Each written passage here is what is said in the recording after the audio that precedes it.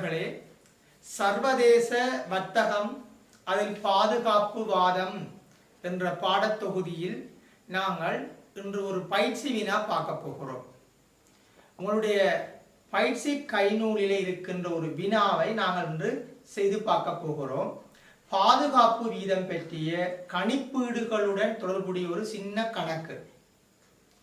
நாங்கள் ஏற்கனவே பாதுகாப்பு வீதத்தில பேரளவு பாதுகாப்பு வீதம் எனவும் பயனுறுதிமிக்க பாதுகாப்பு வீதம் எனவும் 2 வீத கணிப்பீடுகள் இருப்பதாக அறிந்திருக்கிறோம். அந்த 2 கணிப்பீடுகளையும் மேற்கொள்வதற்கு ஒரு உதாரணத்தை பார்க்க போகிறோம். அந்த உதாரணம் உங்களுடைய பயிற்சி கைநூலில் இருக்கிறது. வினாவை கவனியுங்கள். உள்நாட்டில் உற்பத்தி செய்யப்படும் அதே நேரம் இறக்குமதியும் செய்யப்படுகின்ற ஒரு பொருள் தொடர்பான விவரம் பின்வருமாறு. ரைட்? அவ்வகையில தரப்பட்ட தரவு குறித்த பொருளினுடைய இறக்குமதி விலை தரப்பட்டிருக்கிறது. இறக்குமதி விலை சமன் ரூபாய் 50. அதே நேரம் உள்நாட்டு உற்பத்திக்குரிய இறக்குமதி உள்ளீட்டு பெறுமதியும் தரப்பட்டிருக்கிறது. இறக்குமதி உள்ளீட்டு பெறுமதி சமன் ரூபாய் 30 என்று தரப்பட்டிருக்கிறது. இந்த 2 தான் எங்களுக்கு தரப்பட்ட தரவு. ரைட்? உள்நாட்டில உற்பத்தி செய்யப்படுகின்ற அதே நேரம் இறக்குமதியும் செய்யப்படுகின்ற ஒரு பொருள் தொடர்பான விவரம். அப்பொருளினுடைய இறக்குமதி விலை 50 ரூபாய் தரப்பட்டிருக்கிறது. உள்நாட்டு உற்பத்திக்குரிய இறக்குமதி உள்ளீடு ரூபாய் 30 என்று தரப்பட்டிருக்கிறது. முதலாவது வினா தரப்பட்டிருக்கிறது எவ்வாறாயின் இறக்குமதி முடிவு பொருள் ஒன்றின் மீது 10 வீத தீர்வை விதிக்கப்படுமாக இருந்தால் பேரளவு பாதுகாப்பு வீதம் எவ்வளவு, பயனுறுதி மிக்க பாதுகாப்பு வீதம் எவ்வளவு என்று கேட்கப்பட்டிருக்கு. அப்ப நாங்கள் இதுல இருந்து முதல்ல தரவில இருந்து சில முடிவுகளை எடுத்த பிற்பாடு கணிப்பீட்டுக்கு போவோம். நான் உங்களுக்கு ஒரு விடயம் சொல்லி இருக்கிறேன். இறக்குமதி விலை 50 இருந்தால் கட்டாயம் உள்நாட்டு உற்பத்தியின் விலையும் என்னவா இருக்கும், 50 ரூபாவாகத்தான் இருக்க வேண்டும் என்று சொல்லி தந்திருக்கிறேன். ஒரு பொருள் என்ன வெளிநாட்டிலிருந்து இறக்குமதி ஆகிறது. அந்த இறக்குமதி பொருள் உள்நாட்டு உற்பத்திக்கு பூரண பதிலீடுகள். எனவே இறக்குமதி பொருள் 50 ரூபாவுக்கு வருகிற பொழுது உள்நாட்டு பொருளை நாங்கள் 50 ரூபாவுக்கு தான் விற்க வேணும். இது நிறைபோட்டி சந்தை சமநிலையினுடைய நிலைமை. ஆகவே இறக்குமதி விலை 50 நாங்கள் வர வேண்டிய முடிவு அதுக்கு பதிலீடாக உள்நாட்டிலே இருக்கின்ற உள்நாட்டு உற்பத்தி பொருளினுடைய விலையும் என்ன, அதுவும் ரூபாய் 50 இருக்க முடியும் என்று நான் கருத வேணும். தரவாக தராவிட்டாலும் இறக்குமதி விலை 50 உள்நாட்டு பொருளினுடைய விலையும் அதற்கு நிகரான உள்நாட்டு பொருளினுடைய விலையும் 50 எடுக்க வேணும். இந்த 50 ரூபாய் உள்நாட்டு உற்பத்திக்குள்ள பிள்ளைகள் இறக்குமதி உள்ளீடுகளினுடைய பெறுமதி ரூபாய் 30 இருப்பதாக எண்ணிக்கொள்ள வேண்டும். தரவாக தரப்பட்டிருக்குது.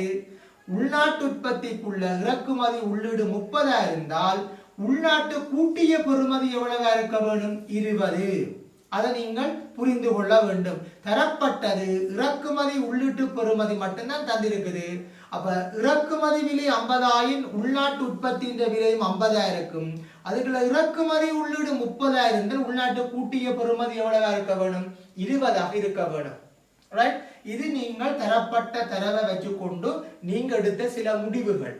இன்னும் நாங்கள் மதிப்பீட்டுகளை போக இல்லை. தரவை வைத்துக்கொண்டு நாங்கள் எடுத்த சில முடிவுகள் இங்கே பார்த்திருக்கிறோம். இப்ப கேள்விக்கு வாங்க பிள்ளைகள். இறக்குமதி முடிவு பொருள் மீது 10 வீத தீர்வை விதிக்கப்படுமாக இருந்தால் பேரளவு பாதுகாப்பு வீதம் என்ன, பயனுறுதி மிக்க பாதுகாப்பு வீதம் என்று சொல்ல வேண்டும். அப்ப கணிப்பீட்டுக்கு வாங்க பிள்ளைகள். இப்ப சொல்லுவோம், இறக்குமதி விலை எவ்வளவு என்று தந்திருக்கிறோம், ரூபாய் 50. அப்ப இதன் மீது எத்தனை வீத தீர்வை, 10 வீத தீர்வை விதிக்கப்பட்டால் 10 வீத தீர்வு எவ்வளவு, 50 ரூபாவுக்கு 10 வீத தீர்வு எவ்வளவு பிள்ளைகள், 5 ரூபாய். ஆகவே தீர்வைக்கு பின்னரான இறக்குமதி விலை எவ்வளவு பிள்ளைகள், தீர்வைக்கு பின்னரான இறக்குமதி விலை 50 ரூபாய் சக 5 ரூபாய் எவ்வளவு இருக்க வேணும், 55 ரூபாய் வர வேணும். ஆகவே இப்பொழுது இறக்குமதியாளர் அந்த பொருளை எத்தனை ரூபாவுக்கு இறக்குமதி செய்யலாம்? 55 ரூபாவுக்கு. உள்நாட்டு உற்பத்தியாளர் இப்ப 50 ரூபாவுக்கு வித்த பொருளை அவன் உலக விற்க வேணும், 55 ரூபாவுக்கு தானே விற்க வேணும். விளங்குதல்லவா? ஏற்கனவே இறக்குமதி விலை 50 பிள்ளைகள், அப்ப உள்நாட்டு உற்பத்தி பண்டத்தின் விலையும் 50. இப்ப இறக்குமதி மீது 10% தீர்வை விதிச்சா இறக்குமதி விலை எவ்வளவு? 55. அப்ப உள்நாட்டு விலை என்னவா மாறும்? 55. ஆகவே இறக்குமதியாளர் 5 ரூபாய் வரியை அரசுக்கு செலுத்துகிற பொழுது உள்நாட்டு உற்பத்தியாளர் அந்த 5 ரூபாவை என்னவா பெறப்போகிறான்? நன்மையாக, பெருமான உயர்வாக அடைகிறான். அந்த பெருமான உயர்வாகி அந்த 5 ரூபாய் நன்மையை நாங்கள் என்ன செய்ய வேணும்? மொத்த உள்நாட்டு உற்பத்தியின் பெறுமதியாகவும் கணிக்கலாம், கூட்டிய பெறுமதியின் பெறுமதியாகவும் கணிக்கலாம். ரைட்? இப்ப பாருங்க பிள்ளை, இப்ப நான் சொல்ல போற விடயம், ஆகவே உள்நாட்டு உற்பத்தியினுடைய பெருமான உயர்வு எவ்வளவு என்று கேட்டா, இப்ப எவ்வளவுக்கு நாங்க விற்க போறோம்? 55க்கு. முதல் வித்த விலை எவ்வளவு? 50. அப்ப உள்நாட்டு உற்பத்தியில் இருக்கிற நன்மை பிளஸ் எவ்வளவு பிள்ளைகள்? 5 ரூபாய். இந்த 5 ரூபாய் என்கின்ற அந்த நன்மையை நாங்கள் இப்பொழுது பேரளவு பாதுகாப்பு வீதம், பேரளவு பாதுகாப்பு வீதமா இருந்தால் அந்த 5 ரூபாய் நன்மையை நாங்கள் மொத்த உள்நாட்டு உற்பத்தி பெறுமதி எவ்வளவு? 50 ரூபாய். அந்த 50 ரூபாயினுடைய சதவீதமா கணிக்கிறோம். ஆகவே வாரவிடை 10%. இதுக்கு தான் பேர் பேரளவு பாதுகாப்பு வீதம். பயனுறுதி மிக்க பாதுகாப்பு வீதம் என்றா என்ன? உள்நாட்டு உற்பத்தியாளர் கிடைத்த அந்த 5 ரூபாய் நன்மையை நாங்கள் உள்நாட்டு கூட்டிய பெறுமதியின் சதவீதமா கணிச்சால் வருகின்ற எவ்வளவு? 25%. இதுக்கு நாங்க வைக்கிற பேர் தான் பயனுறுதி மிக்க பாதுகாப்பு வீதம். விளங்கியதல்லவா? ஆகவே தீர்வை காரணமாக உள்நாட்டு உற்பத்தியாளன் பெற்றுக்கொண்ட அனுகூலமாகிய பெருமான உயர்வாகிய அந்த 5 ரூபாவை, அந்த 5 ரூபாய் நன்மையை நாங்கள் மொத்த உள்நாட்டு உற்பத்தியின் பெறுமதியா கணிச்சால் அந்த 10%க்கு பேர் தான் பேரளவு பாதுகாப்பு வீதம். அந்த 5 ரூபாய் நன்மையை நாங்க பிள்ளைகள் கூட்டிய பெறுமதியின் சதவீதமாக கணித்தால் பெறப்படுகிற 25% தான் பயனுறுதி மிக்க பாதுகாப்பு வீதம். இதுதான் இந்த கேட்கப்பட்ட வினாவுக்குரிய விடை. முதலாவது வினாவுக்கு கேட்கப்பட்ட விடை இதுதான். என்ன? 10% இறக்குமதி தீர்வையா இருந்தால் பேரளவு பாதுகாப்பு வீதம் எவ்வளவு, பயனுறுதி மிக்க பாதுகாப்பு வீதம் எவ்வளவு. அப்ப 10 25 விட வருது பிள்ளை. ஆனா உண்மையில இந்த 10% கணிக்க வேண்டிய தேவை இல்லை. ஏனென்று சொன்னா பிள்ளைகள், இறக்குமதி முடிவு பொருள் மீது 10% தீர்வை விதிக்கப்படுதுன்னா அந்த 10% தான் உண்மையா பேரளவு பாதுகாப்பு வீதம். அதனால கணிச்சும் பார்க்கிற பொழுது 10 வருது. ரெண்டும் ஒரே விஷயம். இந்த 10 தான் இங்க இருக்கு பிள்ளை. ரைட்? பேரளவு பாதுகாப்பு வீதம் 10%. அதை கணிச்சும் எடுக்கிறோம். 10% தரப்பட்ட அதையே நாங்கள் பயன்படுத்தி கொள்ளலாம். அந்த கணிப்பீட்டில மினைக்கிட வேண்டிய தேவை இல்லை. இறக்குமதி முடிவு பொருள் மீது மட்டும்தான் தீர்வு என்று சொன்னா அந்த 10% தான் பேரளவு பாதுகாப்பு வீதமா இருக்கும். பயனுறுதி மிக்க பாதுகாப்பு வீதத்தை தான் நாங்கள் கணிக்க வேண்டியதா இருக்கும். இதான் முதலாம் கேள்விக்குரிய விடை. இரண்டாம் கேள்விக்கு இப்ப நாங்கள் வருவோம். இப்பொழுது இந்த இரண்டாவது பயிற்சி வினாவில என்ன கேள்வி கேட்கப்பட்டிருக்குன்னு சொன்னால், இறக்குமதி முடிவு பொருள் மீது 10% தீர்வை விதிக்கப்படுகின்ற அதே நேரம் உள்நாட்டு உற்பத்திக்குரிய மூலப்பொருள் மீது 5% தீர்வையும் விதிக்கப்படுமாக இருந்தால் பேரளவு பாதுகாப்பு வீதம் என்ன, பயனுறுதி மிக்க பாதுகாப்பு வீதம் என்ன என்ற கேள்வி கேட்கப்பட்டிருக்கு. ஏற்கனவே இருந்த கேள்வி என்ன பிள்ளைகள்? இறக்குமதி முடிவு பொருள் மீது மட்டும் 10% தீர்வை இருந்தால் பேரளவு பாதுகாப்பு வீதமும் பயனுறுதி மிக்க பாதுகாப்பு வீதமும் எவ்வாறு அமையும் என்று கேட்டவ. இப்ப அதோடு சேர்த்து மேலதிகமாக இன்னொரு தகவல் செய்தது, அதாவது உள்நாட்டு உற்பத்திக்குரிய இறக்குமதி மூலப்பொருள் மீது 5% தீர்வையும் விதிக்கப்பட்டால் பேரளவு பாதுகாப்பு வீதம் எவ்வளவு, பயனுறுதி மிக்க பாதுகாப்பு வீதம் எவ்வளவு என்று கேட்கிறார். ஒரு விடயத்தை அறிஞ்சு கொள்ளுங்க பிள்ளைகள். இறக்குமதி முடிவு பொருள் மீது 10% தீர்வை விதிக்கப்பட்டால் இதை செலுத்த வேண்டியவர் யார்? இறக்குமதியாளர்கள், உள்நாட்டில் இருக்கிற இறக்குமதியாளர்கள். இரண்டாவது விடயம் பாருங்க, உள்நாட்டு உற்பத்திக்குரிய இறக்குமதி உள்ளீட்டின் மீது 5% தீர்வை விதிக்கப்படுமா இதை செலுத்த வேண்டியவர்கள் யார்? உள்நாட்டு உற்பத்தியாளர்கள். இதை வடிவா புரிஞ்சு கொள்ள வேணும். இது தெரிஞ்சாதான் கணக்கு செய்யலாம். விளங்குதல்லவா? மீண்டும் ஒரு முறை, இறக்குமதி முடிவு பொருள் மீது 10% தீர்வை விதிக்கப்படுமாயின் இந்த 10% தீர்வையினை அரசுக்கு யார் செலுத்த வேணும்? இறக்குமதியாளர்கள். அதே நேரம் உள்நாட்டு உற்பத்திக்குரிய இறக்குமதி உள்ளீடுகள் மூலப்பொருட்கள் மீது 5% தீர்வை விதிக்கப்பட்டால் இதை செலுத்த வேண்டியவர்கள் யார்? உள்நாட்டு உற்பத்தியாளர்கள் என்பது உங்களுக்கு தெரிஞ்சிருக்க வேணும். ரைட்? ஓகே. ஆகவே நாங்கள் இந்த கணக்கை செய்கை பண்ணி பார்ப்போம். முதலாவது பார்க்க போறோம். அப்ப இறக்குமதி முடிவு பொருள் மீது என்ன 10% தீர்வை விதிக்கப்பட்டால் அதனுடைய பெறுமதி எவ்வளவு என்று பார்ப்போமாயின், இறக்குமதி முடிவு பொருளுடைய விலை 50 ரூபாய், 10% தீர்வை விதிக்கப்படுமாயின் அதனுடைய பெறுமதி எவ்வளவு? 5 ரூபாய் என்று வரும். ஏற்கனவே நாங்கள் பார்த்த பயிற்சி தான். இப்பொழுது புதிதாக நாங்கள் பார்க்க போறோம். உள்நாட்டு உற்பத்திக்குரிய இறக்குமதி உள்ளீட்டின் மீது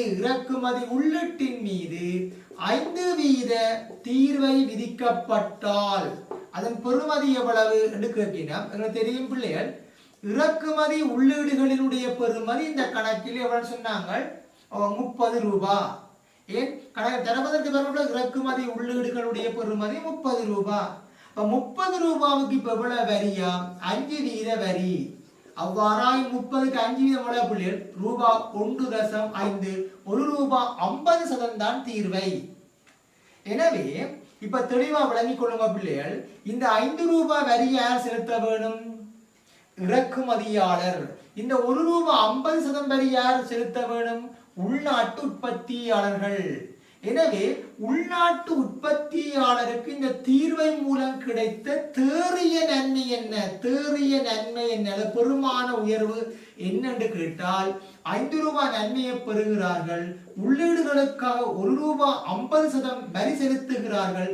தேறிய நன்மை ரூபாய் 3 ரூபாய் 50% இருக்க வேண்டும். எனவே இப்பொழுது இந்த 2 தீர்வை காரணமாகவும் உள்நாட்டு உற்பத்தியாளருக்கு கிடைத்த தேறிய நன்மை எவ்வளவு என்று சொன்னால் ரூபாய் 3.5. எனவே இந்த 3 ரூபாய் 50% உள்நாட்டு உற்பத்தியாளருக்கு கிடைச்ச இந்த தேறிய நன்மையை நாங்க பிள்ளைகள் மொத்த உள்நாட்டு உற்பத்தியினுடைய பெறுமதியாகவும் கணிக்கலாம்.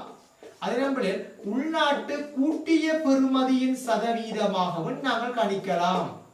அப்ப மொத்த உள்நாட்டு உற்பத்தியின் பெறுமதியா கணிச்சால் பேர் பிள்ளைகள் பேரளவு பாதுகாப்பு வீதம், கூட்டிய பெறுமதியின் சதவீதமாக கணித்தால் பயனுறுதி மிக்க பாதுகாப்பு வீதம் என்று சொல்ல போறோம். அவ்வாறாயினை சுருக்கும் போது கிடைக்கின்ற விடை எங்களுக்கு எவ்வளவு பிள்ளைகள்? 7%. இதை சுருக்கும் போது கிடைக்கிற விடை 17 ரூபாய் 50% என்று வரப்படும். 17.5% அவ்வாறு வரப்படும். விளங்குதல்லவா பிள்ளைகள்? அதாவது இந்த 2, அதாவது முடிவு பொருள் மீதான தீர்வை மற்றும் இறக்குமதி மூலப்பொருள் தீர்வை 2ஐயும் ஒன்றாக சேர்க்கிற பொழுது உள்நாட்டு உற்பத்தியில கிடைத்த லாபம் அல்லது நன்மை அல்லது பெருமான உயர்வு விளையாட்டு ரூபாய் 3.5 3.50 நன்மை கிடைக்கிறது. இந்த நன்மையை நாங்கள் மொத்த உள்நாட்டு உற்பத்தியின் பெறுமதியாக கணிச்சால் அந்த 7%க்கு பேரளவு பாதுகாப்பு வீதம். என்ன உள்நாட்டு கூட்டிய பெறுமதியாகிய 20 ரூபாவின் சதவீதமா சொல்லி இருந்தால் கிடைத்த 17.5 என்பது பிள்ளைகள் பயனுறுதி மிக்க பாதுகாப்பு வீதமாக இருக்க முடியும். இதுதான் பிள்ளைகள் 2வது வினாவுக்குரிய விடை. அப்ப ஒரு விடயத்தை தெளிவா புரிஞ்சு கொள்ள வேண்டும் பிள்ளைகள். அதாவது பாதுகாப்பு வாதம் காரணமாக உள்நாட்டு உற்பத்தியுடன் பெறுகின்ற அந்த நன்மையை நாங்கள் என்ன 2 முறையில கணிக்கலாம். மொத்த உள்நாட்டு உற்பத்தியின் வீதமாக கணிக்கலாம், இல்ல உள்நாட்டு கூட்டிய பெறுமதியின் வீதமாக கணிக்கலாம். அவ்வாறு கணிக்கின்ற பொழுது மொத்த உள்நாட்டு உற்பத்தியின் பெறுமதியாக கணிச்சால் பேரளவு பாதுகாப்பு வீதம், உள்நாட்டு கூட்டிய பெறுமதியின் வீதமாக கணிச்சா பிள்ளைகள் பயனுறுதி மிக்க பாதுகாப்பு வீதம். முதலாம் கேள்வியின்படி உள்நாட்டு உற்பத்தியாளர் கிடைத்த தேறிய நன்மை 5 ரூபாய், 2ஆம் கணக்கின்படி பார்க்கிற பொழுது கிடைத்த தேறிய நன்மை 3 ரூபாய் 50%. இந்த 2 நன்மையை நாங்கள் அந்தந்த வீதங்களாக கணிச்சுத்தான் பேரளவு பாதுகாப்பு வீதத்தையும் பயனுறுதி மிக்க பாதுகாப்பு வீதத்தையும் கணித்திருக்கிறோம். விளங்கியதல்லவா பிள்ளைகள்? ஓகே, இந்த பகுதியில் நாங்கள் இறுதியாக பார்க்க போகின்ற விடயம் பிள்ளைகள், பயனுறுதி வாய்ந்த பாதுகாப்பு வீதம் உயர் பெறுமானம் கொள்வதற்கான காரணங்கள் எவை? பயனுறுதி வாய்ந்த ஒரு பாதுகாப்பு வீதம் என்ன காரணங்களினால உயர் பெறுமானம் கொள்ளலாம் என்ற விடயமும் உங்களுக்கு கற்பிக்கப்பட வேண்டி உள்ளது. அதை பற்றி பார்ப்போம். எங்களுக்கு பாருங்க, இந்த பயனுறுதி வாய்ந்த பாதுகாப்பு வீதத்தை நான் எப்படி கணிக்கிறோம் என்று கேட்டீங்கன்னா, உள்நாட்டு கூட்டிய பெறுமதியின் மேல் இந்த தீர்வுகள் மூலமாக பெறப்பட்ட நன்மை. அப்ப அரசாங்கம் ஒரு தீர்வையை விதிக்கிற பொழுது தீர்வை மூலமாக உள்நாட்டு உற்பத்தியாளர் பெறுகின்ற அந்த நன்மையை நாங்கள் பிள்ளைகள் மொத்த உள்நாட்டு கூட்டிய பெறுமதியின் சதவீதமாக சொல்ல வேண்டும். கூட்டிய பெறுமதிக்கு தீர்வுகள் மூலமாக உள்நாட்டு உற்பத்தியில் பெற்றுக்கொண்ட தேறிய நன்மை திறன் 100 தான் இந்த பயனுறுதி வாய்ந்த பாதுகாப்பு வீதம். இப்ப கேட்கப்பட்ட கேள்வி, இந்த பெறுமதி ஏன் உயர் பெறுமானம் கொள்ளலாம் என்று கேட்கிறார். அல்ல முதலாவது காரணம் சொல்ல போறோம் பிள்ளைகள், இறக்குமதி முடிவு பொருள் மீதான தீர்வை வீதம் அதிகரிக்க வேண்டும். இறக்குமதி முடிவு பொருள் மீதான தீர்வை வீதம் அதிகரிக்க வேண்டும். இப்ப உதாரணம் பாருங்க பிள்ளைகள், நாங்க சொன்னாலும் இறக்குமதி முடிவு பொருள் எங்களோட உதாரணத்தில் எவ்வளவு? 50 ரூபாய். அதன் மீது 10% வரி விதிக்கப்பட்டால் எவ்வளவு நன்மை கிடைக்கும் பிள்ளைகள்? 5 ரூபாய். அப்ப உள்நாட்டு உற்பத்திகள் பெறுகின்ற நன்மை எவ்வளவா இருக்கும்? அங்க 5 ரூபாய். இப்ப 20% முடிவு பொருள் மீதான தீர்வ வீதமா இருந்தால் உள்நாட்டு உற்பத்தியில் பெறுகின்ற நன்மை எவ்வளவா இருக்கும் பிள்ளைகள்? 5 ரூபாய்க்கு பதிலாக 10 ரூபாய். கட்டாயமாக எங்களுக்கு பயனுறுதி வாய்ந்த பாதுகாப்பு வீதம் முதல் இருந்ததை விட என்ன செய்யும் பிள்ளைகள்? கூடும். ஆகவே இறக்குமதி முடிவு பொருள் மீதான தீர்வை வீதம் 10 இருந்து 20 அதிகரிப்பதாக வைத்துக் கொண்டால் 50 ரூபாய்க்கு 10% 5, 50 ரூபாய்க்கு 20% 10, 5 ரூபாய் என்கின்ற நன்மை இப்பொழுது 10 மாறும். எனவே இறக்குமதி முடிவு பொருள் மீதான தீர்வை வீதத்தின் அதிகரிப்பு பயனுறுதி வாய்ந்த பாதுகாப்பு வீதத்தினை அதிகரிக்க செய்யும் ஒரு காரணம். இரண்டாவது காரணம், இறக்குமதி உள்ளீடுகள் மீதான தீர்வை வீதம் குறைவடைய வேண்டும். உள்நாட்டு உற்பத்திக்குரிய இறக்குமதி உள்ளீடுகள் மீதான தீர்வை வீதம் குறைவடைய வேண்டும் என்பதுதான் பிள்ளைகள் இரண்டாவது விடயம்.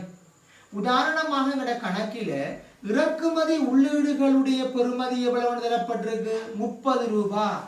இதன் மீது 5% தீர்வை விதித்திருந்தால் 5% தீர்வை விதித்திருந்தால் எவ்வளவு பிள்ளைகள்? 1.5 தான் எங்களுக்கு பிள்ளைகள் கழிபட வேண்டிய பெறுமதி. இது உள்நாட்டு உற்பத்தியாளருக்கு செலவு, நன்மை அல்ல, செலவு. அப்ப 1 ரூபாய் 50% செலவா இருக்கும் இறக்குமதி உள்ளீட்டின் மூலம்.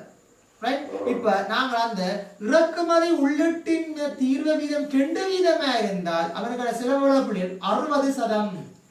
ஆகவே இப்ப 5% இறக்குமதி உள்ளீட்டின் மீதான தீர்வு வீதமா இருந்திருந்தால் அவனுக்கு ஏற்படுற உள்நாட்டு உற்பத்தியோட செலவு 1 ரூபாய் 50%.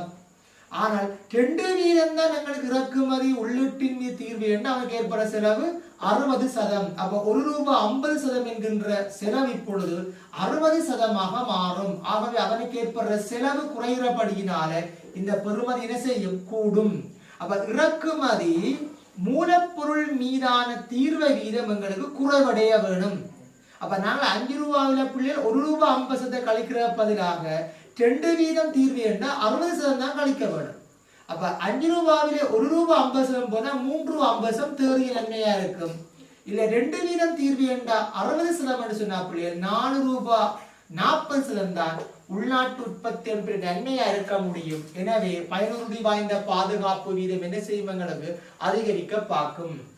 மூன்றாவது காரணத்தை பார்ப்போமாயின் பிள்ளைகள், இறக்குமதி உள்ளீடுகளினுடைய பெறுமதி உயர்வடைய வேண்டும். எங்களுக்கு தரப்பட்ட கணக்கில இந்த இறக்குமதி உள்ளீடுகளின் பெறுமதி எவ்வளவா இருக்குது? 50ல 30. எனவே கூட்டிய பெறுமதி எவ்வளவா இருக்குது பிள்ளைங்களுக்கு? 20 ரூபாய். வளமையா தரப்பட்ட கணக்கில முடிவு பண்டத்தினுடைய உள்நாட்டு உற்பத்தியினுடைய மொத்த பெறுமதி 50, இறக்குமதி உள்ளீடு 30, கூட்டிய பெறுமதி எவ்வளவு பிள்ளைகள்? 20. 20 வீதமா தான் இதை கணிக்கிறோம். இது 20 வீதமா கணிக்கிறோம். இப்ப எங்களுக்கு இறக்குமதி உள்ளீட்டின் பெறுமதி 40,000 இருந்தா எங்களை கூட்டிய பெறுமதி எவ்வளவு இருக்கும் பிள்ளைகள் 20க்கு பதிலாக 12 வரும். 12 வந்திருந்தா இந்த பெறுமதி என்ன செய்யும் பிள்ளைகள் அதிகரிக்கும். அதாவது பயனுறுதி மிக்க பாதுகாப்பு வீதம் 20ல இருந்து 10ஆக கூட்டிய பெறுமதி, அதாவது கூட்டிய உள்நாட்டு கூட்டிய பெறுமதி 20ல இருந்து 10ஆக குறையக்குள்ள பயனுறுதி வாய்ந்த பாதுகாப்பு வீதம் என்ன செய்யும் அதிகரிக்கும். எனவே இறக்குமதி உள்ளீடுகளுடைய பெறுமதி எங்களுக்கு அதிகரிக்க வேண்டும் என்று வர வேண்டும். 30 40ஆக கூடியிருந்தால் கூட்டிய பெறுமதி 20ல இருந்து 10ஆக குறையும். 20 10ஆக குறைந்தால் பயனுறுதி வாய்ந்த பாதுகாப்பு வீதம் எங்களுக்கு அதிகரிக்க பார்க்கும். எனவே பிள்ளைகள் பயனுறுதி வாய்ந்த ஒரு பாதுகாப்பு வீதம் எங்களுக்கு அதிகரிக்கப்பட வேண்டுமாக இருந்தால் என்னென்ன மாற்றங்கள் நிகழ வேண்டும்? இறக்குமதி முடிவு பொருள் மீதான தீர்வை வீதம் அதிகரிக்க வேண்டும், அல்லது இறக்குமதி உள்ளீடுகள் மீதான தீர்வை வீதம் குறைவடைய வேண்டும், அல்லது இறக்குமதி உள்ளீடுகளுடைய பெறுமதி உயர்வடைய வேண்டும் என்பவைதான் பிள்ளைகள் அதுக்குரிய விடையாக அமைய முடியும். ஆகவே பிள்ளைகளே இன்றைய கற்றல் செயற்பாடுகளில் நாங்கள் 3 விடயங்கள் பார்த்திருக்கிறோம். ஒன்று, இந்த பயனுறுதி வாய்ந்த பாதுகாப்பு வீதம் பேரளவு பாதுகாப்பு வீதத்தை கணிக்கிற முறையில 2 விஷயம் பார்த்திருந்தார். ஒன்று என்ன, முடிவு பொருளுக்கு மாத்திரம் தீர்வை இருந்தால் அந்த 2 கணிப்பீடும் எப்படி இருக்கும், முடிவு பொருளுக்கும் தீர்வை மூலப்பொருளுக்கும் தீர்வை ஆயின் அந்த 2 கணிப்பீடுகள், அதாவது பேரளவு பாதுகாப்பு வீதமும் பயனுறுதி வாய்ந்த பாதுகாப்பு வீதமும் எப்படி இருக்கும் என்று பார்த்தாங்க. இறுதியாக பயனுறுதி வாய்ந்த பாதுகாப்பு வீதம் எப்போது உயர் பெருமானம் கொள்ளும் என்று பார்த்தினாங்க. ஆகவே இந்த 3 விடயங்களும் உங்களுக்கு விளக்கமாக இருந்திருக்கும் என்று எண்ணுகிறேன். உங்களுடைய கைநூலில இவை செய்கை பண்ணப்பட்டிருக்குது. மேலதிக விளக்கங்களை அங்கு தேடிக்கொள்ளுங்கள். ஆகவே பிள்ளைகளே இன்றைய கற்றல் செயற்பாடுகளை நாங்கள் இத்துடன் நிறைவு செய்து கொள்வோம். மீண்டும் ஒரு காணொளியில் சந்திப்போம். நன்றி மாணவர்களே.